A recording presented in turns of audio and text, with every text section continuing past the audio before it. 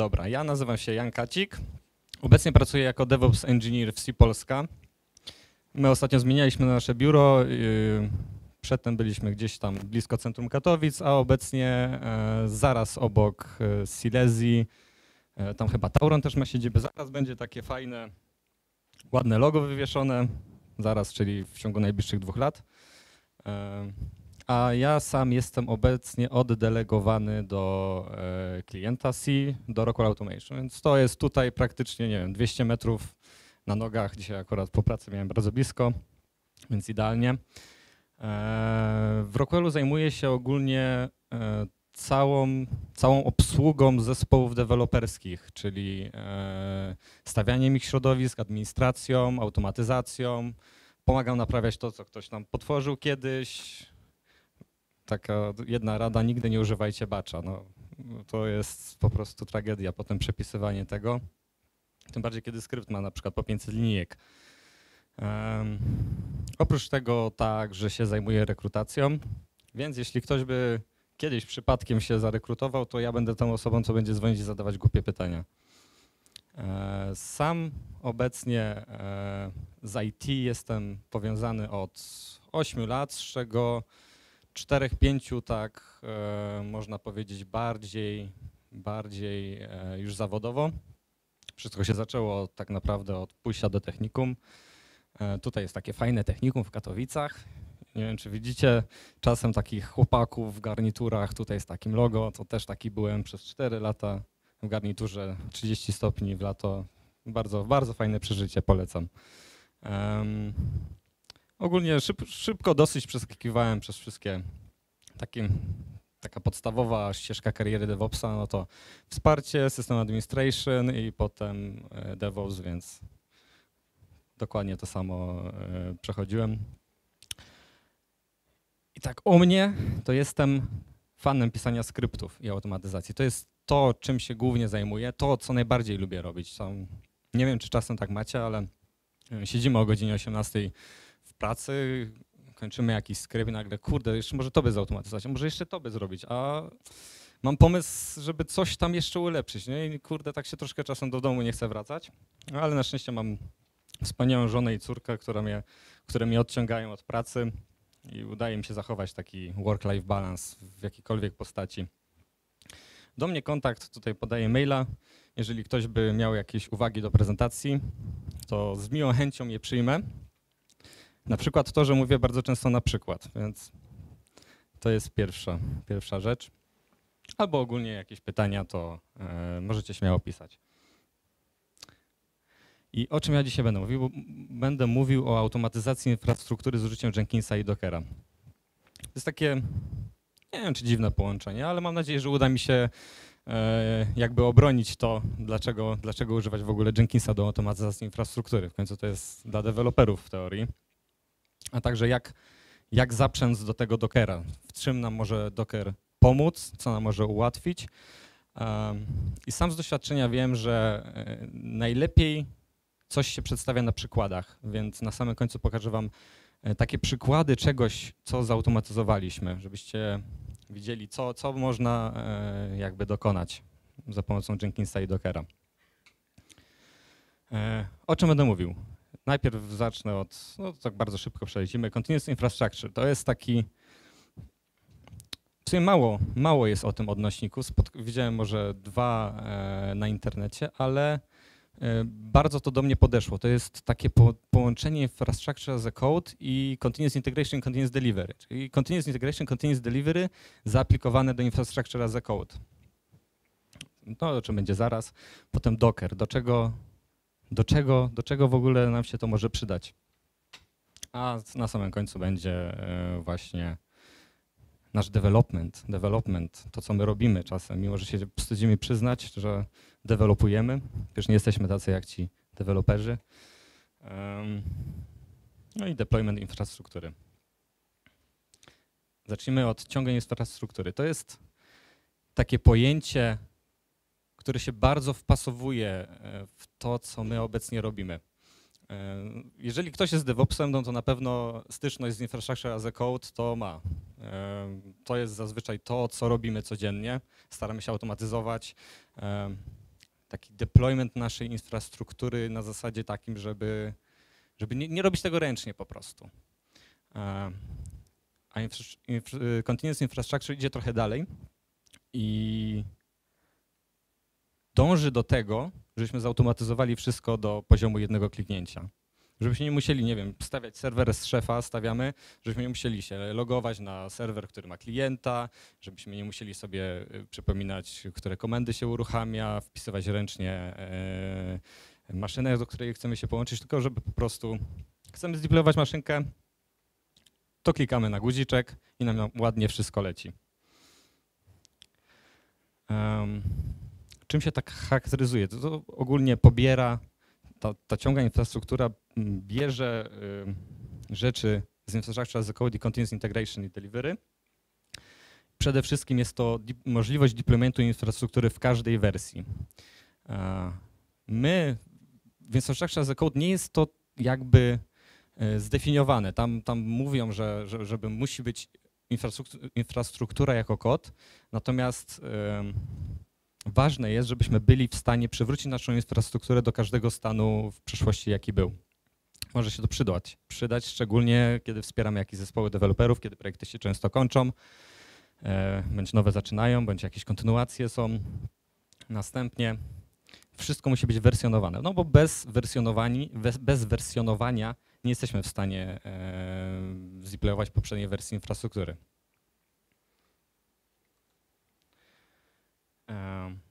I wszystko ma być automatyczne.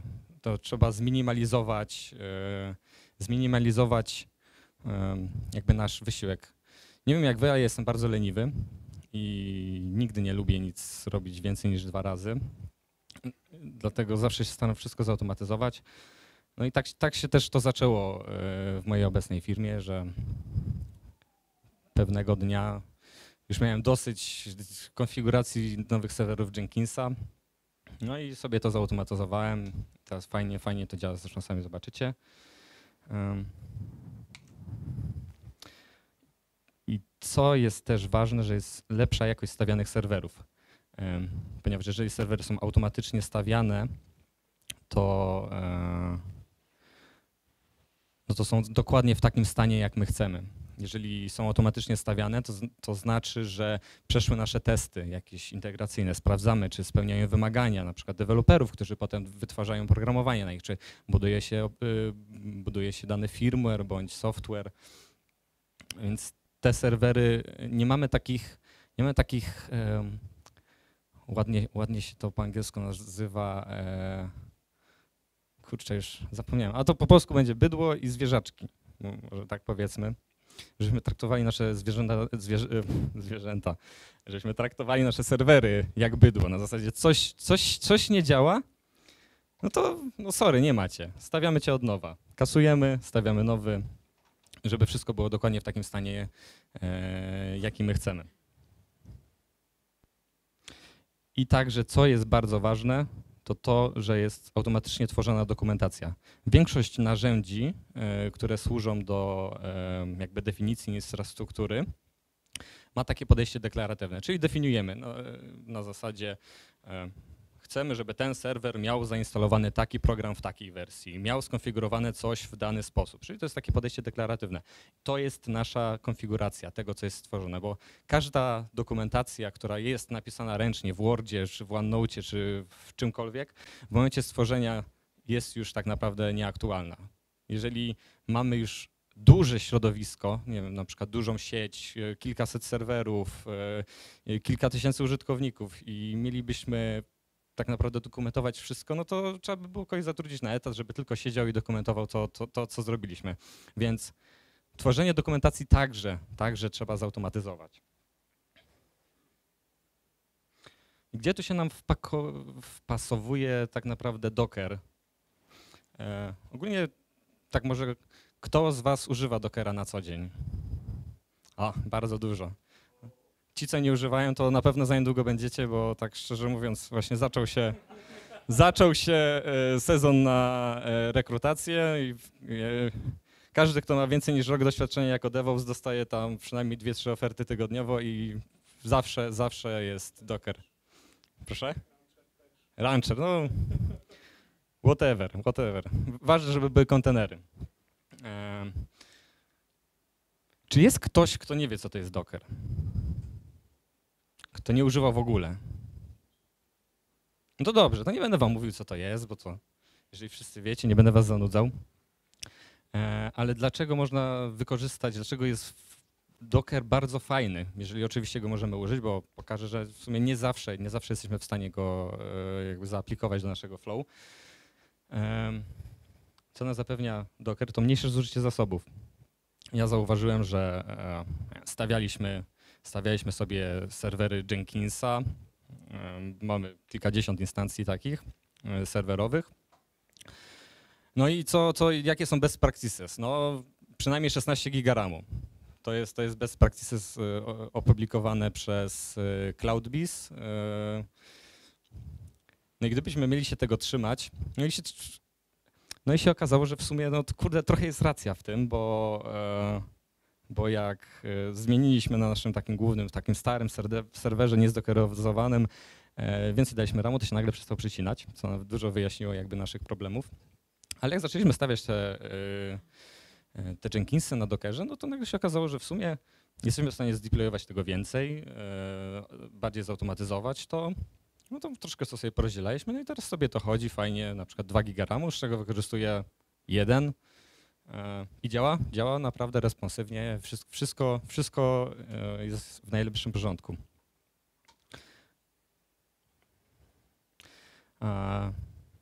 Taka bardzo fajna rzecz to jest to, że przerzucamy dużą część konfiguracji na deweloperów obrazów. Mieliśmy taki przykład serwera Artefactory.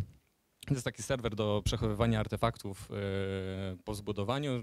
No, można go używać w sumie też do przechowywania plików. No po prostu jest coś, co jest w stanie wam przechowywać pliki, wersjonować w jakimś stopniu, jeżeli jest w innej lokalizacji. Jakieś tam przypisywać do niej parametry.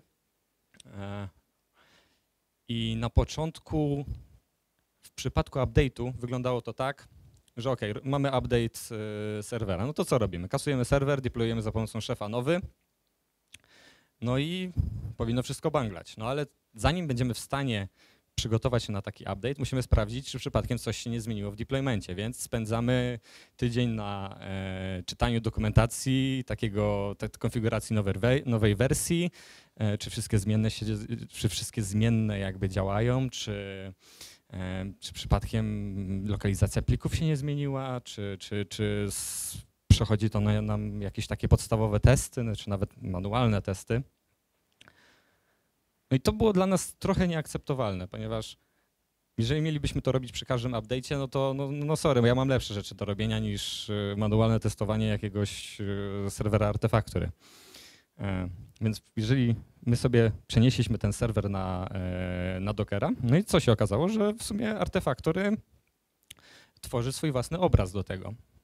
Więc nasz update w tym momencie polega na tym, że zmieniamy sobie linijkę, zmieniamy sobie 4 znaki w naszym konfigu aplikacji, deployujemy ją i po update'cie.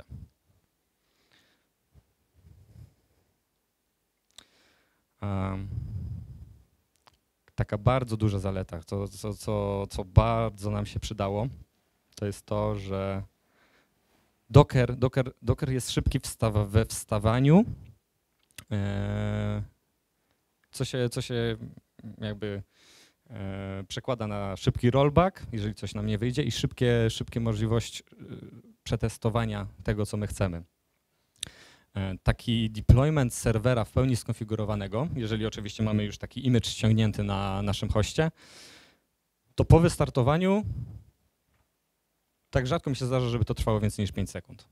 Więc to jest naprawdę duża różnica niż na przykład takie Artefactory.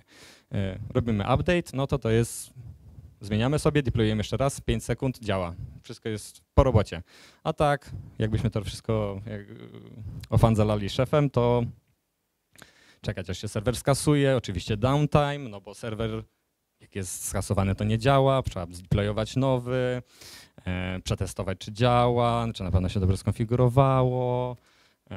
No i zainstalować nową wersję, znaczy przemigrować dane, to też trochę zajmuje. No, ogólnie Docker bardzo, bardzo w tym pomaga. I tak samo rollback.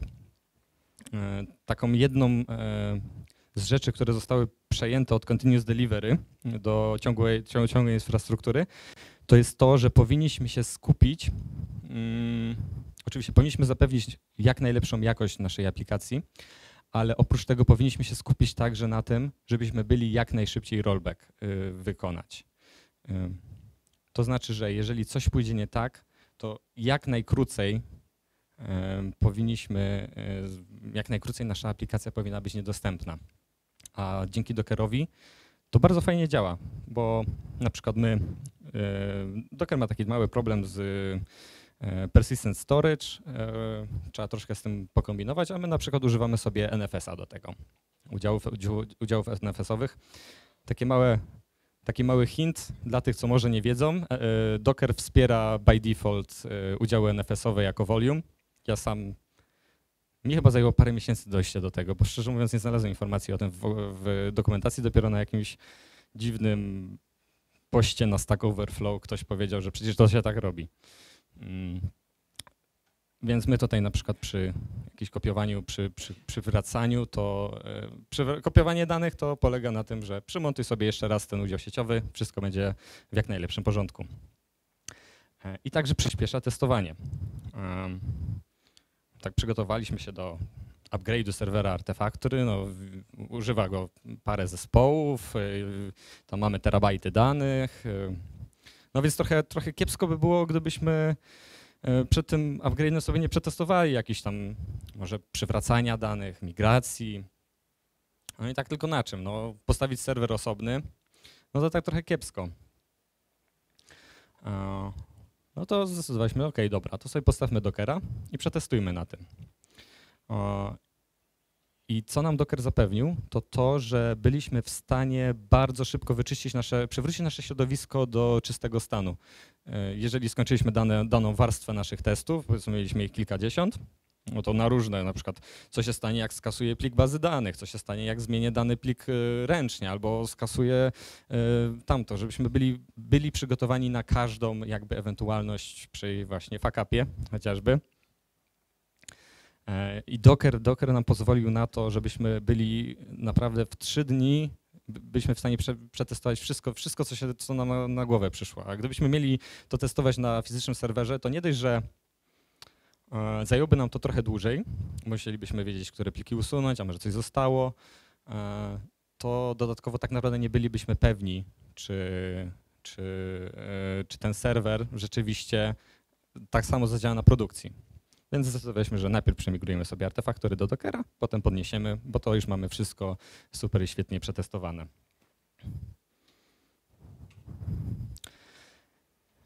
I sam Docker jako Docker, to już nie mówię o jakichś orchestratorach, ma całkiem niski próg wejścia. Tak naprawdę już to przetestowałem w moim zespole. Wystarczy 2 dni, tak sobie przysiąść wieczorem, obejrzeć sobie jakiś taki darmowy kursik, troszkę sobie potworzyć tych kontenerów i już wiemy, o co chodzi. Już jesteśmy w stanie chociaż w małym stopniu wspierać taką podstawową infrastrukturę. Potem Swarm jest to dosyć prosty, także nie ma tam jakichś super zaawansowanych funkcji, więc żeby to wszystko ogarnąć, ogólnie polecam Swarma na dzień dobry. My sami używamy Swarma, bo nie mamy ludzi do Kubernetesa, niestety. Odsyłam na stronę pracuj.pl, proszę wyszukać. Ale tak, mamy otwartą rekrutację.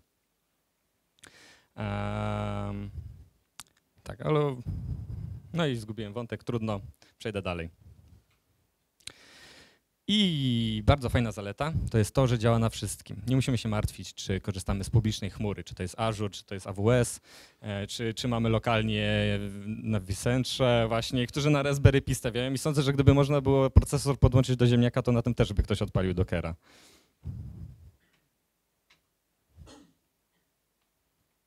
Więc migracja, jeżeli powiedzmy nagle zdecydujemy, że ok, odchodzimy sobie z Azure'a, przechodzimy na AWS-a, no to Dockerem akurat to jest najmniejsza rzecz, którą się będziemy musieli przejmować. Tam będziemy się przejmować całą otoczką tego, jakieś IP-ki, DNS-y i inne rzeczy, ale Dockerem prostu przekopiujemy naszą konfigurację, damy deploya i wszystko nam zadziała ładnie i pięknie.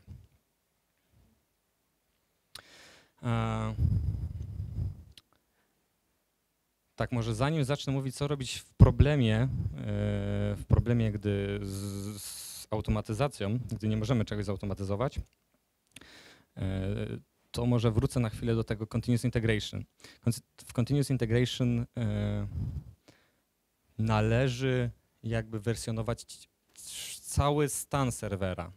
Jakby jeżeli serwer ma jakieś dane, jakąś konfigurację, to powinniśmy być w stanie te dane jakby wytworzyć z każdego momentu w czasie. Na danych nie powinniśmy się opierać, fokusować na dane. Ale należy wersjonować wszystko, całą konfigurację zewnętrzną, aplikację wewnętrzną i no, zewnętrzną i zewnętrzną. Tutaj to będzie bardziej wyjaśnione. Tutaj jest przykład Jenkinsa. Ja będę mówił o Jenkinsie jako narzędziu do automatyzacji infrastruktury, ale my także używamy Jenkinsa do automatyzacji Jenkinsa, więc tutaj będzie przedstawione bardziej jako coś, co staramy się zautomatyzować. Więc taki Jenkins składa się z dwóch podstawowych rzeczy. Konfiguracji, którą zaraz potem bardziej rozbiję, i danych. Tak jak już wspomniałem, na danych nie powinniśmy się wspierać. Jeżeli w poprawny sposób, taki, który jest już przetestowany, wersjonujemy konfigurację, mamy odpowiednią wiedzę na temat tego, co tam się dzieje w naszych serwerach, jesteśmy w stanie automatycznie coś odtworzyć, to dane tak naprawdę dla nas są nieważne. Jeżeli przyjdzie do nas deweloper za rok i nie wiem, jakiś projekt się skończy i oni przyjdą i powiedzą: słuchaj, wiesz co, bo ktoś nam wykasował najnowszy release naszego produktu z udziału sieciowego, wiesz co, czy bylibyście w stanie nam to odzyskać? No to wy powinniście być w stanie powiedzieć, że tak, oczywiście. Daj nam chwilkę, my sobie postawimy nowy serwerek w starej konfiguracji, zdeployujemy stare maszynki buildowe, puścimy builda i wszystko będzie działało dokładnie tak jak to było rok temu. Oczywiście tutaj trzeba czasem, myślę też, to może nam popsuć szyki czasem infrastruktura, ale to czasem nie jest coś, na co mamy wpływ, jak choćby sieci bądź coś w tym stylu. Ważne, żebyśmy wykonali wszystko, co w naszej mocy, żebyśmy byli w stanie to zrobić. I na przykładzie takiej konfiguracji Jenkinsa, z czego się ona składa? Przede wszystkim z zewnętrznej konfiguracji pluginów. To jest coś, co udało nam się zautomatyzować całkowicie. Zewnętrzna konfiguracja to mam tu na myśli zmienne jakieś na przykład środowiskowe ustawione w serwerze, podinstalowana odpowiednia wersja Gita zainstalowana, certyfikaty do Gita, do systemu poinstalowane. To jest nasza jakby zewnętrzna konfiguracja, a także środowisko uruchomieniowe. Jenkins działa na Javie i zauważyliśmy, że żeby naprawdę Jenkins poprawnie działał, no to jak na każdej aplikacji javowej, jeżeli ktoś administrował Javą, to wie, że żeby to działało porządnie, to tak trzeba z 20 przełączników przynajmniej dać, bo inaczej to tak troszkę nie wydala. Więc to także trzeba wszystko wersjonować. My za pomocą Dockera jesteśmy w stanie i zewnętrzną konfigurację, i pluginy. Pluginy można jakby instalować zewnętrznie, ale my zdecydowaliśmy, że będziemy je embeddować w image'u Dockera. I na przykład taki image sobie budujemy co tydzień update'ujemy wszystkie serwery, bo Jenkins, no bądźmy szczerzy, fajny serwer, ale niezbyt bezpieczny. Zupdate'ujemy serwer do najnowszej wersji i po 2 dniach już wyskoczy, że cross-site scripting i nie wiadomo co w ogóle, że zupdate'uj w tej chwili do najnowszej wersji, bo cię zaraz Rosjanie zhakują. I tu jest coś, z czym mieliśmy jakby problem. Z wewnętrzną konfiguracją. Jenkins, jak i wiele innych serwerów, mają problem z tym, żeby być w stanie deklaratywnie podejść do konfiguracji samego serwera. Jenkins swoją konfigurację przechowuje jako XML. No i owszem, Są pluginy, które pozwalają wam sobie ściągnąć takie repozytorium lokalnie, potem ręcznie zrobić zmianę w XML-u, to wypuszować na repo i wam się to synchronizuje, ale no kurde, no kto będzie się chciał w XML-u grzebać, gdzie trzeba za każdym razem czytać dokumentację do odpowiedniej wersji pluginu, czy przypadkiem to pole powinno być w tym miejscu, a czy przypadkiem kolejność się nie zmieniła, no my zdecydowaliśmy, że tu akurat mieliśmy też inny problem, że tych serwerów naprawdę mamy wiele, a zapowiada się na to, że będziemy mieli ich o wiele, wiele więcej do zarządzania. No i też gdybyśmy mieli każdy serwer automatyzować w ten sposób, to no nic byśmy nie robili, tylko to konfigurowali sobie ręcznie, grzebali w XML-ach. Więc zdecydowaliśmy, że to jakby sobie odpuścimy, ale nadal chcieliśmy zachować takie wersjonowanie tego. Więc jest taki fajny plugin do Jenkinsa, który się nazywa SCM Sync Plugin,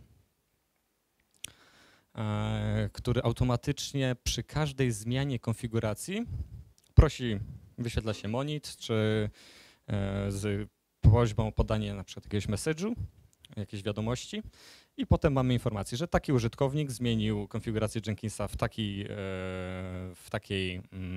takim mniej więcej miejscu i z taką wiadomością i to jest fajnie, potem się automatycznie commituje, wysyła do Gita. Działa to bardzo fajnie, więc mimo tego, że nie byliśmy całkowicie w stanie zautomatyzować taki deployment tego serwera, jest to nadal jakiś czynnik ręczny, to i tak staraliśmy się, żebyśmy byli w stanie zachować jakby resztę takich zasad związanych z ciągłą infrastrukturą. Teraz przyjrzyjmy się takiemu typowemu flow produktu. Dlaczego ja tutaj mówię o produkcie? No, zazwyczaj ludzie myślą, że produkt jakiś to sobie deweloperzy piszą jakieś aplikacje, to jest firmware do sprzętów embedowych, to jest software na serwery, ale tak naprawdę jeżeli dobrze się zastanowić, to my także mamy swoje produkty. Te nasze serwery, które konfigurujemy dla deweloperów, to są na przykład, bazują sobie na Windowsie, instalujemy takie paczki, taki program w takiej wersji, taki program w takiej wersji z taką konfiguracją, to po przygotowaniu wszystkiego do końca, to jest tak naprawdę nasz produkt. I w takim podejściu ciągłej infrastruktury taki flow wygląda mniej więcej w ten sposób, że najpierw zaczynamy od kontroli wersji. Tam należy wstrzymać całą konfigurację, jeżeli jesteśmy w stanie, ale dla takich zwykłych serwerów, na przykład dla deweloperów, to zazwyczaj nie ma z tym problemu. Jeżeli już wszystko mamy w kontroli wersji, mamy napisane skrypciki nasze, no to należy sprawdzić, czy się buduje. Czy się buduje, to znaczy, czy się tworzy. Czy na przykład taka maszynka z szefa nam wstanie i zainstaluje się wszystkie programy, czy się szef nie wykrzaczy po drodze. Czy nasz obraz Dockera się zbuduje bez żadnych błędów, czy zostanie wytworzony. To jest nasz pierwszy test. To sprawdzamy, czy po prostu gdzieś nie popełniliśmy babola. Potem po takim budowaniu należałoby przeprowadzić testy naszego imidżu, czyli sprawdzić, czy jest takie coś w ogóle gotowe do wypuszczenia na produkcję. Tutaj wszystko należy testować, tak. Jeżeli się zastanawiacie, od czego zacząć testowanie, to tak naprawdę radzę na początku pomyśleć, co byście ręcznie zrobili, żeby sprawdzić, czy ten serwer działa i od tego zacznijcie. A potem możecie kolejne jakby testy dokładać. Ważne, żeby po prostu od czegoś zacząć. Jeżeli zaczniecie od tego, co byście zrobili ręcznie, to i tak wtedy te testy będą lepsze, niż wy byście to zrobili, ponieważ będzie to automatyczne, tu nie ma takiego czynnika błędu. A co jeżeli zapomnisz akurat wejść na jakąś stronę i sprawdzić, czy przypadkiem tam nie ma błędu? Więc tutaj przez automatyzację jakby eliminujemy ten czynnik ludzki z naszego procesu testowania. Po testowaniu, jeżeli wszystko działa, no to co nam szkodzi, żeby zdeployować to na produkcję? No deployment jak deployment wszędzie praktycznie wygląda tak samo, po prostu wypuszczamy coś na produkcję, instalujemy serwer, stawiamy serwis Dockera, a po deploymencie co należałoby zrobić? Ponownie wykonać testy. Tutaj testy, na przykład my zauważyliśmy, że no czasem te testy mogą być manualne, przynajmniej na początku. Dla nas, dla niektórych serwerów jest na przykład takim końcowym testem to sprawdzić, czy się buduje dany produkt. No i jeżeli dany produkt się buduje, no to znaczy, że OK, możemy to dopuścić na produkcję. Ale te ponowne testy należy starać się... O, dziękujemy Ci bardzo. Takie ponowne testy należy także starać się wykonać. A jeżeli się tak naprawdę przyjrzymy temu flow, to bardzo zbliżenie wygląda do takiego flow typowego używanego przez deweloperów. Mają budowanie, testowanie. Testowanie zazwyczaj się wiąże z deploymentem na testowe środowisko, więc to jest taki typowy CI/CD. Więc jeżeli to wygląda jak CI/CD, taki flow CI/CD, to czemu nie użyć do tego narzędzia, które zostało do tego stworzone tak naprawdę? Deweloperzy używają, cieszą się, sprawdza się, naprawdę wydajność wzrasta, no to może jakby my byśmy także tego użyli, to też by nam to trochę pomogło. I tutaj nie mówię, że Jenkins jest jednym najlepszym. Ja szczerze mówiąc znam Jenkinsa tylko dlatego, że akurat w firmie z tego korzystają, że ja się szybko uczę, to się go nauczyłem.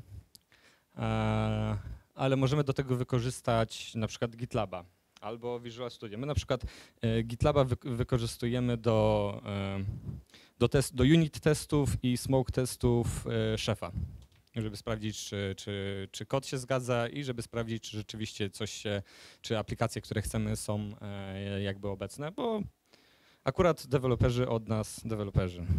koledzy zespołu, którzy zajmują się szefem, uznali, że łatwiej im jest użyć GitLaba. No to sobie użyli GitLaba. Po prostu tak naprawdę można użyć każdego narzędzia do CI/CD, które pozwala nam na automatyzację, można użyć do automatyzacji infrastruktury.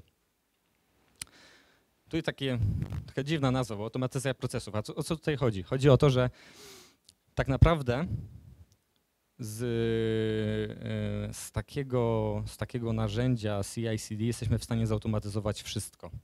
Jeżeli jesteśmy w stanie to zrobić ręcznie, to jesteśmy w stanie to zautomatyzować za pomocą takiego narzędzia. Czy klikamy, czy uruchamiamy nasze komendy, to te narzędzia są stworzone po to, żeby automatyzować właśnie te nasze czynności. Więc jeszcze się nie spotkałem z czymś, co...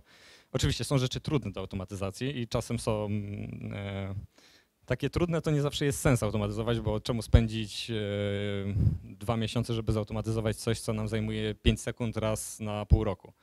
Więc trzeba to też robić z głową. Ale do czego mamy dostęp z takim CI/CD?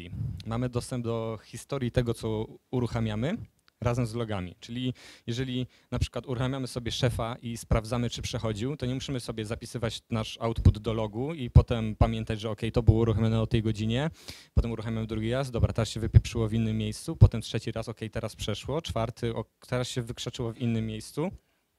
Tylko po prostu sobie wchodzimy na nasz serwer, patrzymy co było, wiemy co było kiedy, wiemy ile trwało tak naprawdę, wiemy co było wykonywane po kolei, jesteśmy w stanie jakby sprawdzić całą historię tego, co robiliśmy.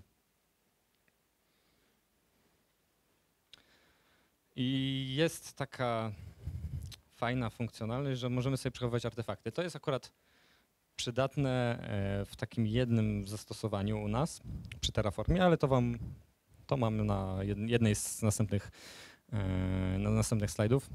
A tak w ogóle, ilu z was używa Jenkinsa? Ilu wie, jaki jest maksymalny zalecany rozmiar artefaktów w Jenkinsie? Czy ktoś wie?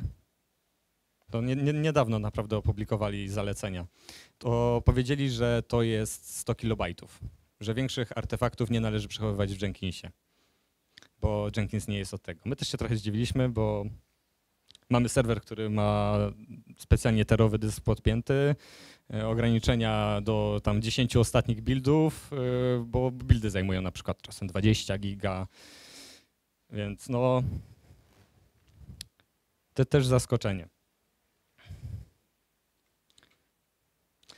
I teraz sobie przejdziemy do tego, co można by zautomatyzować w takim Jenkinsie. Tutaj od razu powiem, że wszystkie moje się będą zaczynały od sync git repo, bo zawsze, tak jak powiedziałem, należy korzystać z jakiejś kontroli wersji. Nie musi być to git. Jeżeli ktoś jest masochistą, może korzystać z ClearCase'a. Nie wiem, czy ktoś słyszał o ClearCase'ie? No. Używał, no. Bardzo fajny tool IBM-owski, naprawdę. To polecam. O Jezu, SVN jest milion razy lepszy niż ClearCase, naprawdę.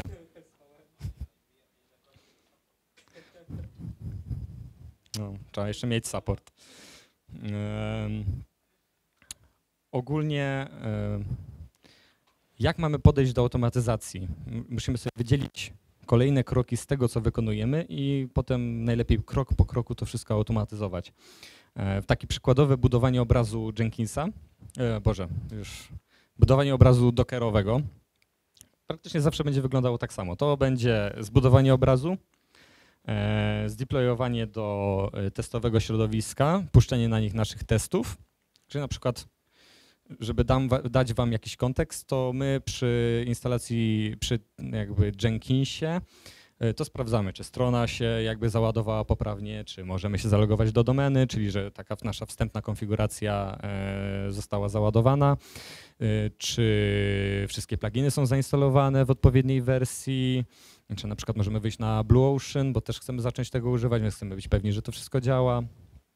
Więc takie rzeczy można, są takie podstawowe rzeczy, które zawsze robiliśmy ręcznie, więc od tego zaczęliśmy i sądzę, że jeżeli będziemy po prostu dokładać kolejne w trakcie jakby pracy. Jeżeli przejdzie nasz test, nasz image testy, jeżeli nie przejdzie, no to kasujemy, zapominamy, no sorry, jesteś za słaby. Jeżeli przejdzie, to tagujemy w odpowiednią wersją.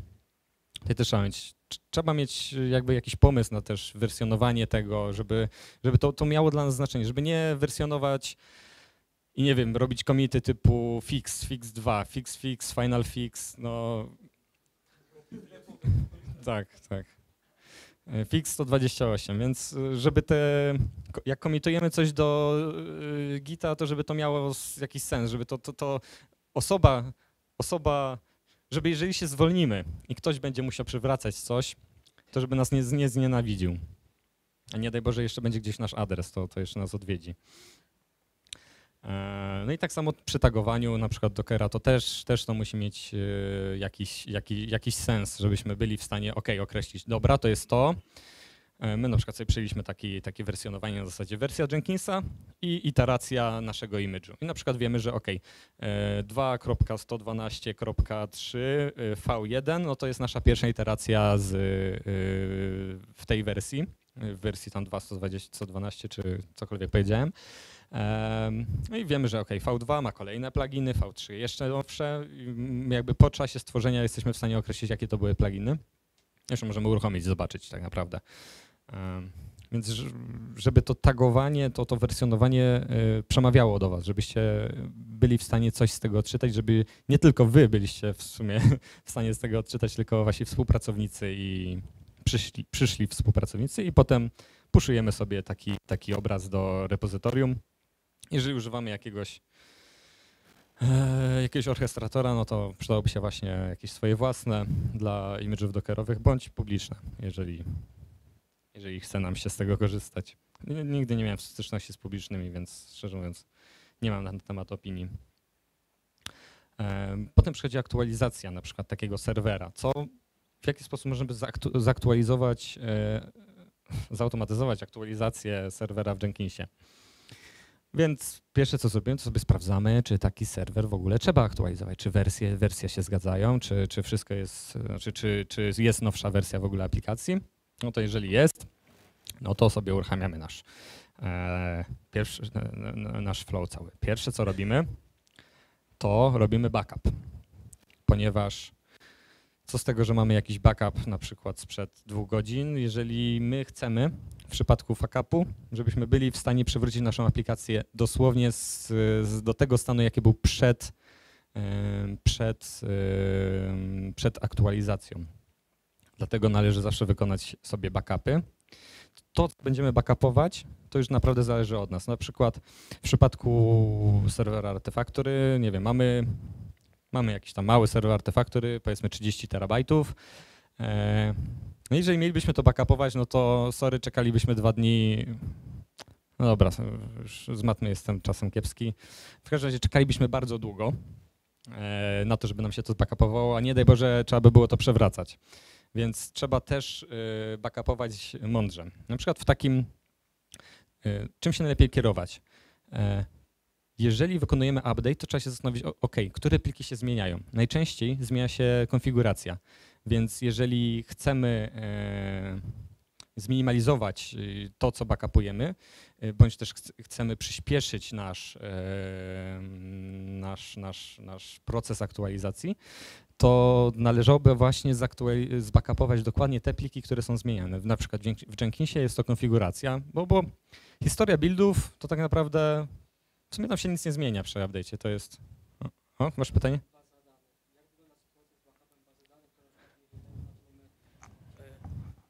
Jak wygląda sytuacja z backupem bazy danych? Bo dajmy na to, mamy w Dockerze jakiegoś tam MySQL-a postawionego, dajmy na to, jest on w InnoDB, nie jest to w MyISAMI, więc tutaj on jest odpalony cały czas, uruchomiony.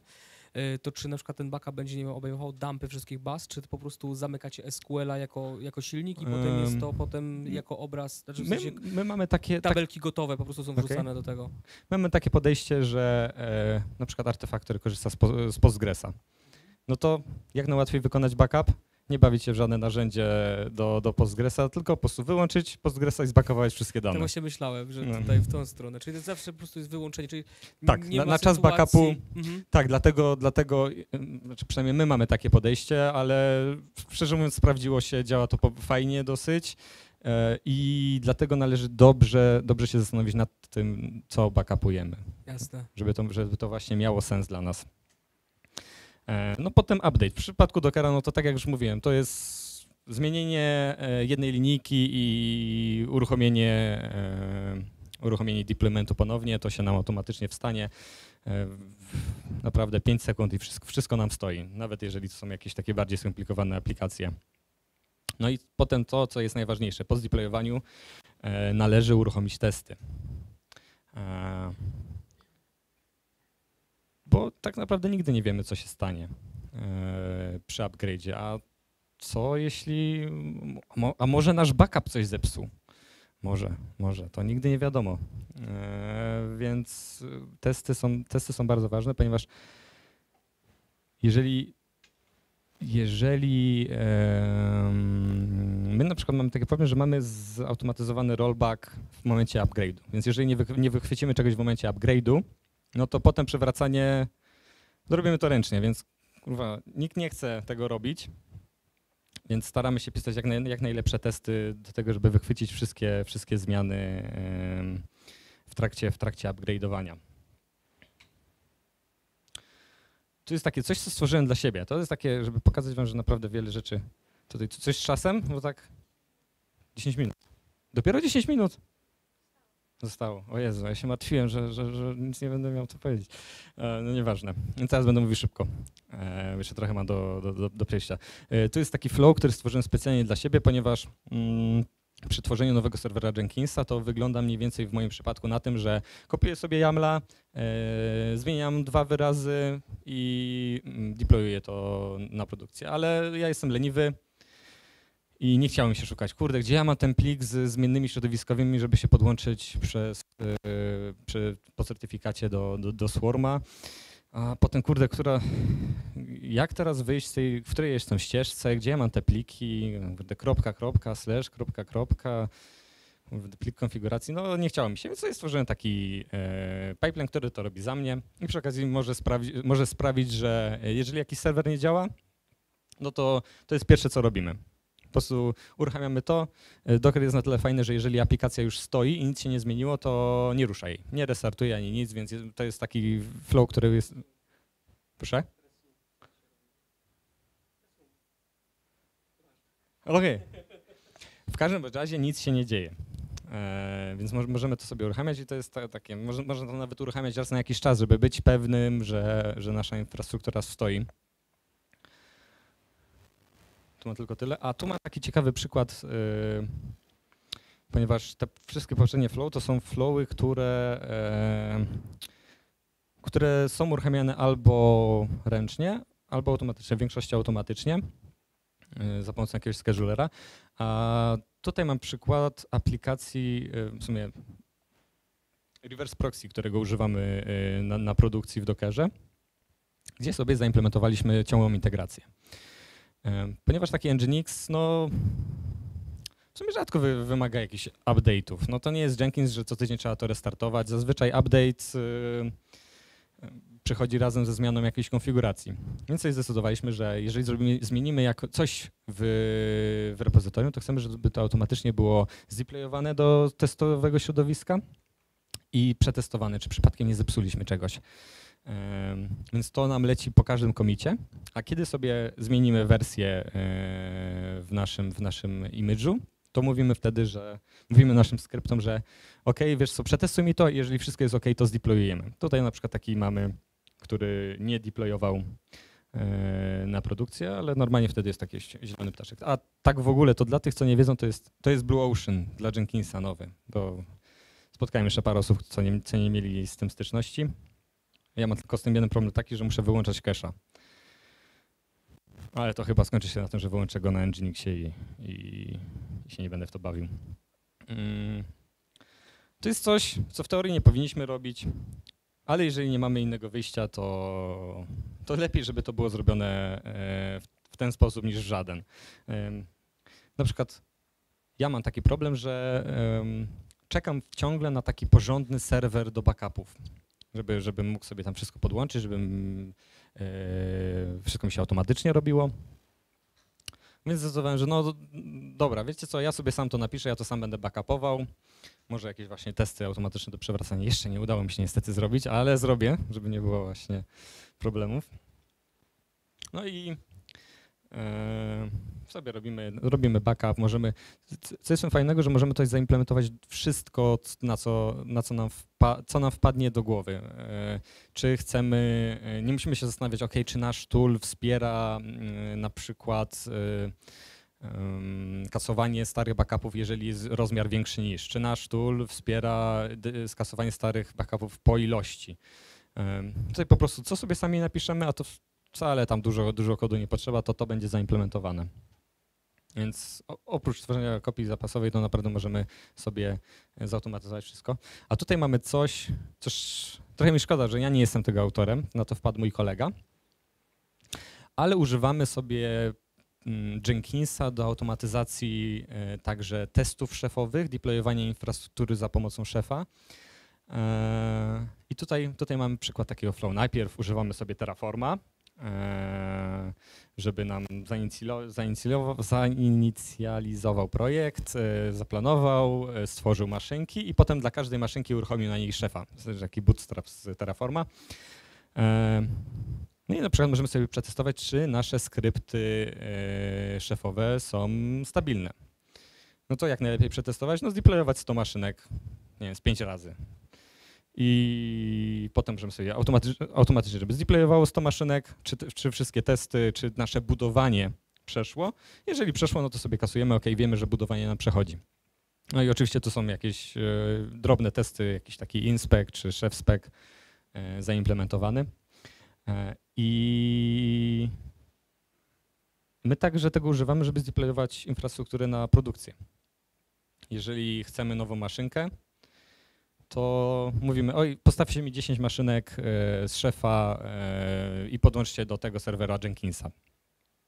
No to oni sobie wchodzą na takiego pipeline'a, wybierają w sumie tam tylko nazwę, jaka ma być i cookbooki, czy tam run listę, która ma być uruchomiona i wszystko leci. Wysyłają nam tylko linka, my sobie możemy spojrzeć, zobaczyć, nie musimy się co chwilę do nich odzywać, ej, a kiedy będą, a czy już stoją, ile mamy jeszcze czekać, tylko po prostu sobie wchodzimy na to, widzimy całą historię, wszyscy mają do tego dostęp.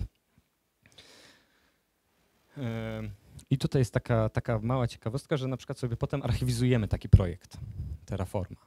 I po co go archiwizować? Po to, że na przykład potem sobie wytworzymy flow do niszczenia naszej infrastruktury, która już została stworzona. Powiedzmy, projekt się kończy, mieli stworzone 50 maszyn. No i kurde, w którym to było folderze? Czy to na pewno te, czy to na pewno, a może tamte, a czy na pewno usuniemy wszystko? Mieliśmy taką zabawę, że ostatnio kasowaliśmy stare maszyny i skasowaliśmy ich coś około 400 czy 800 takich maszyn, które po prostu zostały po projektach. No i większość z nich chodziła i potem się dziwić, czemu mamy Wisana zapchanego. Więc jeżeli projekt się kończy, podajemy po prostu taki plik do naszego pipeline'a niszczącego infrastrukturę i automatycznie wszystko nam przechodzi. Wiemy, czy wszystko zostało wyczyszczone. Mamy zaimplementowane sprawdzanie i nie musimy się na przykład logować, czy rzeczywiście wszystko zniknęło, tylko jest to na tyle dobrze napisane, żebyśmy byli pewni. To ma być coś, czego jesteśmy pewni. Taki fajny use case testowanie skryptów testujących, ponieważ skrypty testujące także trzeba przetestować. Ja miałem taki przypadek, że nie byłem pewien, czy moje skrypty testujące do Jenkinsa rzeczywiście działają, czy rzeczywiście są stabilne, bo puszczam co tydzień update i tak kurde, raz na jakiś czas mi jeden serwer się nie update'uje. No, dziwny błąd, coś tam nie może się połączyć do strony. No ale jak puszczam to jeszcze raz, to wszystko przechodzi super. No to kurde, chyba coś jest z moimi testami nie tak. No to co zrobiłem? Serwer, który stoi, no to w sumie taki serwer stojący, który działa, powinien przechodzić wszystkie moje testy zawsze. No więc sobie uruchomiłem na noc tam co jakiś czas, no i powiedzmy przychodzę sobie rano, było 200 wykonanych testów, wszystkie co sfailowały mniej więcej na tym samym momencie, na tym samym teście się wywalały. No to dobra, przepisałem sobie teścik. Puściłem jeszcze raz, dobra, teraz przeszły testy dalej, więc się wykrzeczyło dalej. No i tak parę dni minęło i w końcu puściłem to na weekend, przeszło mi 1000 razy, no to jeżeli coś mi przeszło 1000 razy, no to ja tak uważam, że to znaczy, że chyba to działa. I do czego my jeszcze także używamy Jenkinsa? Jeszcze jakby tego nie zdeployowaliśmy na produkcję, ale mamy taki plan. Taki wrapper dla deweloperów. Wyobraźmy sobie sytuację, że mamy kilkuset deweloperów, którzy z nami pracują. Każdy z nich potrzebuje maszynki. Każdy zespół potrzebuje Jenkinsa, każdy zespół potrzebuje maszynek podpiętych, budujących do ich serwera. I gdybyśmy my mieli się tym zajmować, no to trochę by nam to zajęło, żeby dla każdego sobie stworzyć. Mimo że znamy to, potrafimy zrobić. Więc wpadliśmy na taki pomysł, że a może pozwolić deweloperom to robić. I taki deweloper sobie wchodzi na takiego pipeline'a, podaje nazwę swojej maszyny fizycznej, credentiale, którymi się można połączyć i wybiera, co chce mieć zainstalowane. No i potem leci sobie taki szef, tester wie, czy się wszystko zainstalowało na zielono, a my pomagamy ewentualnie w razie jakichś problemów. Więc przydaje się to. No i właśnie możemy sobie zautomatyzować tak naprawdę wszystko. Jesteśmy w stanie wszystko, co da się zapisać, wszystko, co da się wyklikać, jesteśmy w stanie zautomatyzować. I co jest najważniejsze, że czasem się patrzy na innych, co mają zautomatyzowane. Ja tak miałem często, że kurde, a ta firma ma zautomatyzowane wszystko mają wersjonowane, naprawdę. Już ostatnie 5 zdań.